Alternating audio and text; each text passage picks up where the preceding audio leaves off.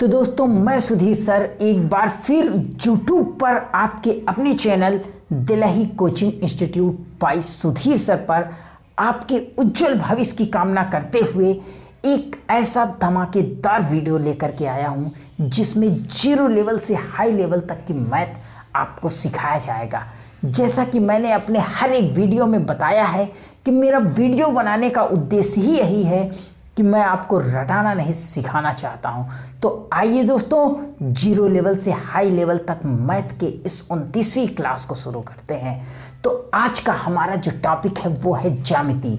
तो ज्यामिति में सबसे पहले मैं आप लोगों को रेखा, रेखाखंड और किरण के विषय में बताना चाहूँगा।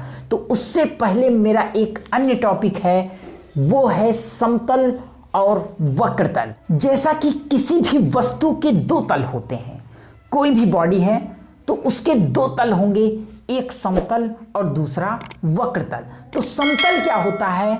सपाट पृष्ठ, जो फ्लैट सरफेस होता है उसी को जो है समतल कहते हैं। यानी सपाट पृष्ठ को समतल कहते हैं या फ्लैट सरफेस को समतल कहते हैं, और वक्राकार पृष्ठ को वक्रतल कहते हैं।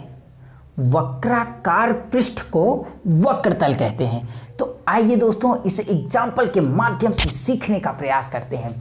जैसे हमारे पास बोर्ड है, तो ये जो बोर्ड है हमारा ये समतल है, ये बोर्ड जो है हमारा वो समतल है। और जैसे ये हमारा है मार्कर, तो मार्कर का ये जो सिरा राउंडिंग वाला है ये आपका वक्रतल है, और जो निचला सिरा है वो समतल है, और ऊपर का जो सिरा है वो भी जो है समतल है। तो इस तरह से हम समतल और वक्रतल की पहचान कर सकते हैं। तो दोस्तों समतल के जो तीन मुख्य गुण हैं वो ये है कि समतल में स्थित एक बिंदु से असंख्य रेखाएं खींची जा सकती हैं। जैसे कोई पॉइंट है हमारा ये, तो इससे होकर के असंख्य रेखाएं खींची जा सकती हैं।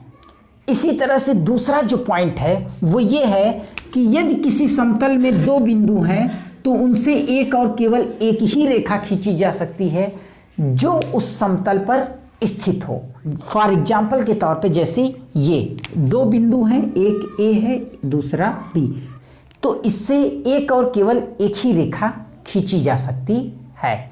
इसी प्रकार समतल का जो तीसरा गुण है वो ये है कि एक समतल में दो रेखाएं या तो एक दूसरे को प्रतिच्छेद करती हुई नजर आएंगी या तो एक दूसरे के समांतर होंगी। आइए इसे समझने का प्रयास करते हैं। तो ये दोनों रेखाएं ए बी और सी डी या तो एक दूसरे के समांतर होंगी या एक दूसरे को किसी बिंदु पर प्रतिच्छेद करेंगी, इस प्रकार से।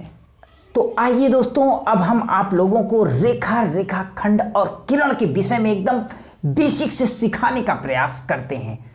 तो दोस्तों रेखा एक्चुअली में होता क्या है?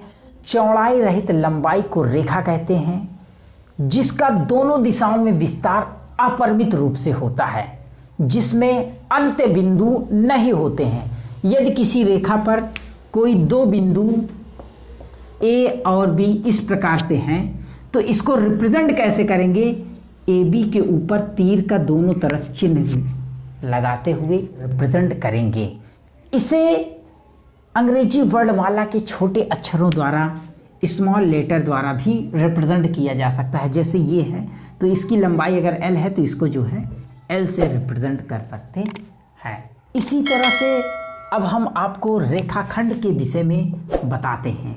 तो रेखाखंड जिसे हम जो है लाइन सेगमेंट कहते हैं, तो रेखाखंड रेखा का ही एक भाग होता है जिसका दोनों दिशाओं में विस्तार सीमित होता है, यानी उसमें एंड पॉइंट्स होते हैं। यदि किसी रेखाखंड पर कोई दो बिंदु हैं ए और बी इस प्रकार से, तो इसे ए बी के ऊपर एक लाइन खींच करके बिना तीर के चिन्ह लगाए हुए प्रदर्शित किया जाता है।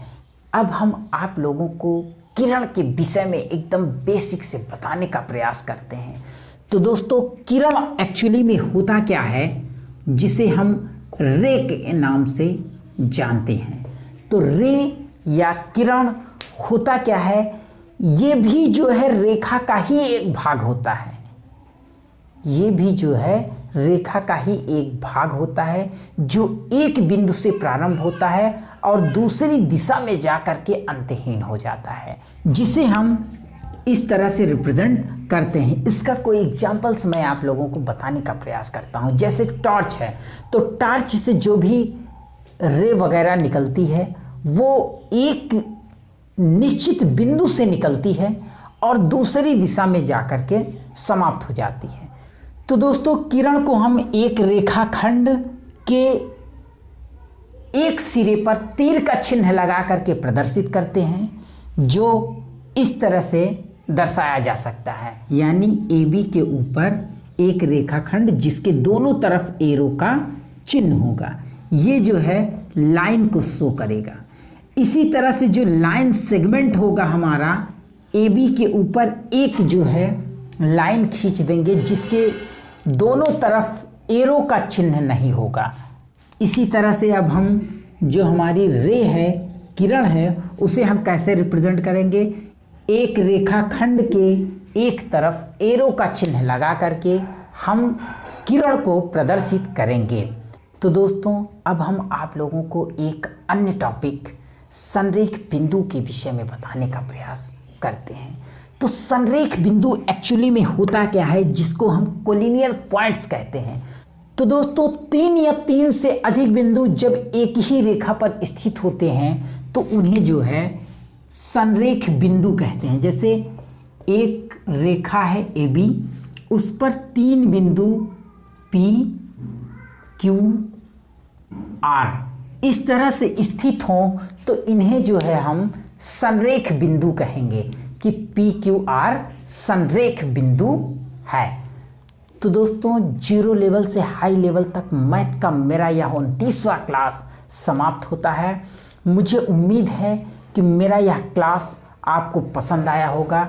तो दोस्तों, यदि मेरा यह क्लास आप लोगों को पसंद आया हो, आपको लगता हो कि हमने इस वीडियो से, इस क्लास से कुछ सीखा है, तो दोस्तों मेरे इस वीडियो को लाइक, शेयर और सब्सक्राइब करना ना भूलें। और हाँ, बेल आइकन दबाना ना भूलें, जिससे कि मेरे द्वारा अपलोड की गई हर एक वीडियो का नोटिफिकेशन आप तक सबसे पहले पहुँचे।